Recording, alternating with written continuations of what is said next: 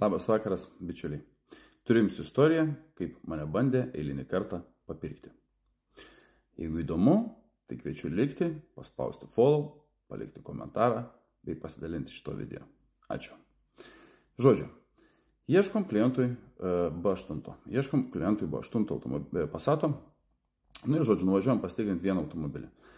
Nuvažiuojam pasitikrinti, atvažiuojam į vietą, atvažiuoja pardavėjas, nu toks matau iš karto pardavėjas šnekus ir matytas, labai matyt, kažkada jau buvau susidūręs su juo.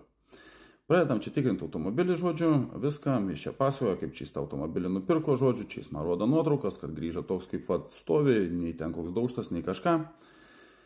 Nu ir žodžiu, mes kalbame, tikrino aš tą automobilį, ten pasijungęs diagnostiką, viską, kolega vaikšto irgi, žinai, tikrina kėbulą ir taip toliau. Nu ir jisai pasakoja, žinai. Nu čia, žodžiu, pas mane, žinok, automobiliai tikrai nėra blogi, aš žiūriu, ką aš perku, žinai, neperku beleko, čia taip ir taip, taip ir taip.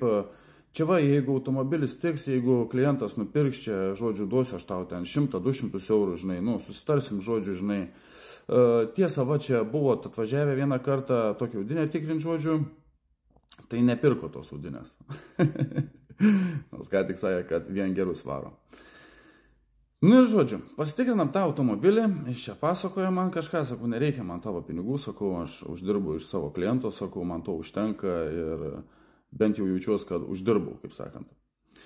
Nu ir žodžiu, grįžtam, viską, klausia, kaip tas automobilis mūsų nuomonė ir panašiai. Automobilis tikrai nebuvo šiaip iš tikrųjų blogas ir salonas gražus, gerai išlaikytas ir automatas gerai veikė, variklis gerai dirbo. Nu, tikrai, automobilis nebuvo, kad būtų nevertas pirkti. Ką reikėjo pasidaryti, tai reikėjo pasikeisti vieną davikliuką, ten žodžiu, iki 100 eurų ir išspręstą problemą, bei galinės kaladėlės. Nu ir viskas, žodžiu, ten daugiau vienas kitas pabraižymas, smulkus ir viskas.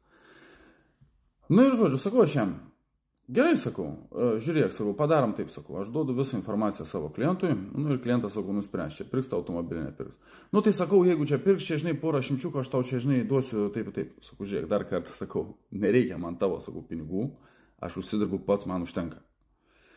Viskas. Nu ir žodžiu, esmė tame, kad klientas pagalvojo keletą dienų ir vis dėlto nusprendė tą automobilį pirkti, pasikeisti ten tą daviklį, kaladėlės ir važiuoti. Nu ir žodžiu, nusipirko tą automobilį, paskui man atsiuntė nuotrauką, jau prisiregistravęs, viskas su to automobiliu, žodžiu, patenkintas, viskas gerai.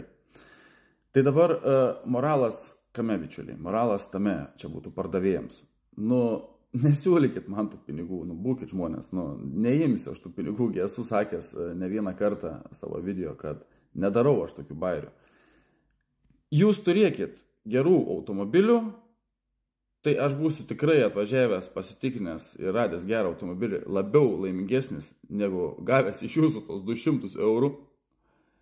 Ir kaip sakant, geriau tos 200 eurų, ką norėtume duoti man, ne, tai geriau nuleiskit mano klientui. Va tarkim, sutariam kainą, ne, nuleidau, ten nudarėjau kaip pavyzdys 500 eurų, tai nuleiskit 700 eurų, tai ir mano klientas bus laimingas ir aš būsiu laimingas už klientą. Ačiū visiems bičiuliai už dėmesį, tokia ta istorija ir iki sekančių susitikimų.